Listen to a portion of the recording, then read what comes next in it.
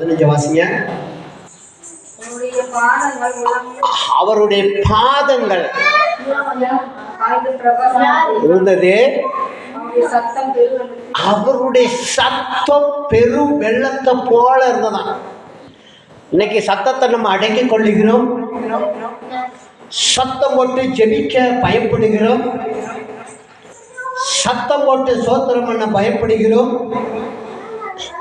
சத்தம் போட்டு ஆராதிக்க பயப்படுகிறோம், சத்தம் போட்டு பிரசங்கம் பண்ண பயப்படுகிறீர்கள், சத்தம் போட்டு சங்கீதம் பேசினா பயப்படுகிறீர்கள்.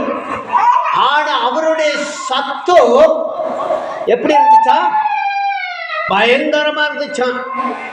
ஆண்டவருடைய சத்தத்தை கேட்ட ஒவ்வொருத்தரும் ஆசீர்வதிக்கப்பட்டிருக்காங்கன்னா அவருடைய சத்தம் எப்படி இருந்துச்சா? பயங்கரமா இருந்துச்சான். பயங்கரமா இருந்துச்சா சத்தம் மாத்திரம். அப்ப நம்ம சத்தம் போட்டு ஏன் ஆண்டவரை துதிக்க கூடாது? ஏன் சத்தம் போட்டு தேவனை மகிமைப்படுத்தக்கூடாதுன்னா, இன்றைக்கு நம்ம ஏதோ ஒரு கட்டுக்களாக இருக்கோம், நம்ம ஒரு கட்டப்பட்ட காரியத்தோடு இருக்கோம். அந்த கட்டப்பட்ட காரியத்திலிருந்து நீங்க நன்றா இன்னைக்கு வெளியே வருவீங்கன்னு சொன்னா உங்களுக்கு கட்டுகள் அவுக்கப்படும். அந்த கட்டுகள் அவுக்கும் போது உங்க சத்தம் மிகுந்த ஒரு ஆசீர்வாதமாக இருக்கும்.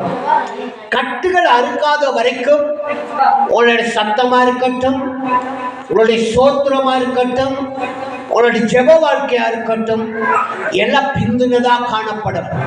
ஆனா நல்ல சத்தம் போட்டு உங்க வாழ்க்கையில் ஆராதிக்கும் போது, சத்தம் போட்டு அவரை மேன்மைப்படுத்தும் போது, ஆவியோடு உண்மையோடு அந்நிய பாசியோடும் சத்தத்தை உயர பண்ண வேண்டும். நம்ம வாழ்க்கையில நம்ம வாழ்க்கையில சத்தம் இல்லாதபடி, சத்ரு நம்ம வாழ்க்கையில விழாதபடி நம்ம பாதுகாத்து கொள்ள வேண்டும்.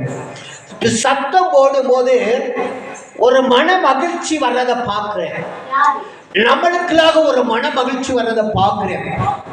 நம்ம சத்தம் போட்டு செபிக்கும் போது பலவீனமானதை பார்க்கிறேன். சத்தம் போட்டு செபிக்கும் போது நம்மள தேவனுடைய கரத்துல இருக்கிறத பார்க்கிறேன். சத்தம் போட்டு செபிக்கும் போது அடுத்த காரியங்கள் ஆசீர்வாதமா மாறுறதை பார்க்கிறேன். சத்தம் போட்டு செபிக்கும் போது நன்மைகளை அறிந்து கொள்ள முடியும். சத்தம் போட்டு செபிக்கும் போது வெளிப்பாடுகளை நீங்க கண்டடைய முடியும். இன்றைக்கு கால பொழுதுல